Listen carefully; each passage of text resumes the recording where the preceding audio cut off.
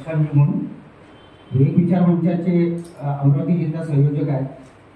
सुनीलजी किटकारू विवेक विचार मंचचे आमचे विदर्भ प्रांताचे पालक आहेत, नागपूर निवासी आहेत. त्यांच्याच बाजूला मृतक नितेश मेश्राम यांची आई रंजनाताई मेश्राम, त्यांच्या भगिनी व बंधू शुभम मेश्राम इथे आहेत. तसेच आमच्या विदर्भ प्रांताचे विवेक विचार मंचाचे संयोजक वर्धा निवासी अतुलजी शेंडे आहेत. तसेच आमचे साळवेजी आहेत, नागपूर निवासी. सर्वप्रथम मी आपल्यासमोर थोडक्यात गुन्हा दाखल झाला त्या अनुषंगाने नितेश कोर्टाच्या समन्सनुसार त्या याला समन्सला हजर राहिला व एका दोन समन्सला त्याची गैरहजेरी राहिली. त्यानिमित्त त्याला 10 जून 2024 रोजी मध्यरात्री त्याच्या घरून म्हणजे चांदुरली येथे त्याचं जिथे वास्तव्य आहे त्यांच्या आई समक्ष सुपूर्द केला. घरच्या कुटुंबाला जेव्हा त्याचा मृतदेह सुपूर्द केला तेव्हा तो कोर्टात नेत असताना तो गाडीतून पाय घसरून पडला व त्याचा मृत्यू झाला असं पोलिसांनी प्रथमदर्शनी त्यांच्या आईला सांगितलं. परंतु मृतदेहाकडे बघता किंवा नितेशच्या शरीराकडे बघता मृतदेहाला वर अनेक जखमा, मारहाणीच्या जखमा तसेच अनेक वर होते. तर त्यांच्या आईला, भावाला आणि कुटुंबियाला त्याबद्दल शंका उपस्थित झाली. त्यामुळे त्यांनी संपूर्ण या घटनेची चौकशी व्हावी यासाठी त्यांनी मागणी केली. आमच्या मुलासोबत घातपात झाला आहे असे त्यांना वाटले. त्यानंतर 5-6 महिने या गोष्टीचा पाठपुरावा करून सुद्धा या गोष्टीला कुठे न्याय मिळत नाही असं दिसल्यानंतर आदरणीय वंदना काकू मेश्राम यांनी माननीय जिल्हाधिकारी जिल्हाधिकारी महोदय अमरावती यांना निवेदन दिलं की संबंधित घटनेची जर चौकशी झालेली आम्हाला न्याय मिळाला नाही तर आम्ही सहपरिवार आत्मदाह करू.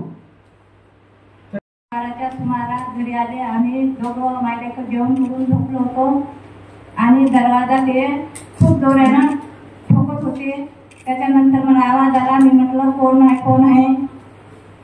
खूप जोरानं ठोकत होते. पुन्हा दरवाजा उघडला. ते चौघजण घरात शिरले आणि पोरगा झोपून होता. मी झोपून होतो. त्याला उठवलं, कपडे टाकायला लावले. उघड्यात होता तो आणि त्याला गाडीत बसवलं तरी घरातूनच मी अशी विनवणी केली. साहेब म्हटलं आज 10 तारीख आहे, 13 तारीख जर त्याची हुकली तर तुम्ही घेऊन जा म्हटलं. तर त्याला मी पायापोटी लागली तर ऐकण्याच्या मनस्थितीत नव्हती. मग त्याला गाडीत बसवलं. त्याच्या मागे संपात गेलो तर त्याला इरविन दवाखान्यात नेलं होतं. त्याचं ट्रीटमेंट चालू होतं. डॉक्टर साहेबांनी त्याला ट्रीटमेंट चांगलं दिलं. त्याच्यानंतर परत आणखी पोलीस स्टेशनला आणलं. पोलीस स्टेशनला 2 वाजले होते. पोलीसवाल्याच्या मी पायापोटी लागत होती. मी म्हटलं माझ्या पोराचा आज 10 तारीख आहे, आजच्या दिवस घरी पाठवा. जर 13 तारीख होती तर घेऊन जा. तर त्या ऐकण्याच्या मनस्थितीच नव्हती. पोरानं मला एवढा शब्द म्हटला, आई मला घेऊन जा घरी, मी राहत नाही 13 तारखेला घरी. तेव्हाच त्या पोलीसवाल्याने त्याच्यावर जोड्याच्या लाटा उचलल्या. तर मी पुन्हा विनवणी केली पोलीसवाल्याने, महापुराने मार नका म्हटलं. माझी शपथ आहे म्हटलं. नाही म्हणे काहीच मारत नाही. मी 2 वाजता घरी आली. त्याच्यानंतर दुसऱ्या दिवशी 11 तारखेला 11 वाजता पोलीस स्टेशनला गेली पुन्हा. तर तो लाकामध्ये झोपलेला होता. त्याचे कपडे काढून बाजूला ठेवले होते. भाऊ म्हटलं ते पोलीसवाले म्हणून आले. म्हटलं तुला 3 वाजता आम्ही कोर्टात आणतो. तर गुड म्हटलं माझ्यासोबत बोल थोडासा. तर त्याच्यानं उठणं सुद्धा झालं नव्हतं, बोलला सुद्धा नाही तो. मग पोलीसवाले म्हणे तू एवढ्या मिनिटा काय करतो म्हणे, समाज लोकांच्या काय करतो म्हणे, जा तुझ्या पोराने आणतो. 3 वाजेपर्यंत जा म्हणे, तू कागदपत्र बनवून घ्या. मग मी कोर्टात 3 वाजेपर्यंत थांबली. 3 वाजताच्या नंतर फोन चालू केला. मी म्हटलं पोराले आणलं काऊन नाही पोलीसवाल्याले. तर ते पोलीसवाला म्हणत होता तुमचा पोरगा गाडी चढता पडला.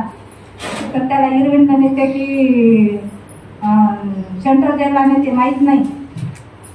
मग 5 वाजून गेले. 5 वाजले नंतर फोन केला तर त्याच पोलिसवाल्याने म्हटलं तुमचा पोरगा गाडी चढता चढता पडला, लागला त्याला, तर आणते किंवा नाही आणत आम्ही तुम्हाला सांगतो, तुम्ही इथंच बसून जा. मग त्याचा 6 वाजता फोन आला, मग तुमच्या पोराला इरविन दवाखान्यात नेलं, तुम्ही इरविन दवाखान्यात या.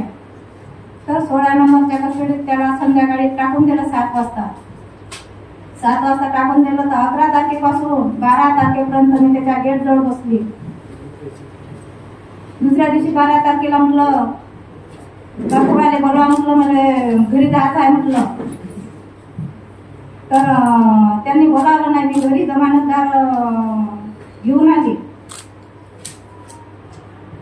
कोर्टात 13 तारखेला 5 वाजेपर्यंत थांबली, पण 13 तारखेला कोर्टात हजर केलं नाही.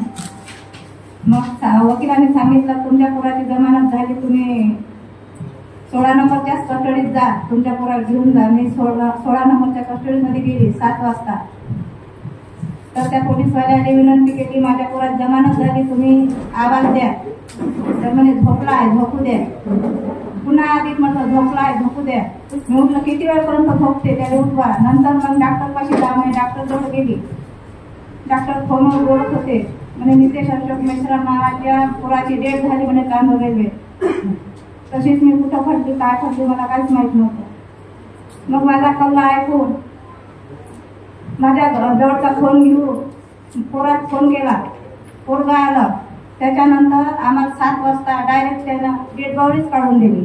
जर काढून दिल्यानंतर आम्ही पाहिलं तर पट्ट्याचे काढीचे वय पूर्ण डोक्यापासून पायापर्यंत लाल घोट झाला होता, डोळा पूर्ण बाहेर काढलेला होता त्याचा. मग 13 तारखेला आम्हाला त्यानं डायरेक्ट माहीत होते. आता जे आमची मागणी आहे, आम्हाला आमच्या पोरगा गेला करता धक्का केला तर त्याची मागणी आम्हाला जे आता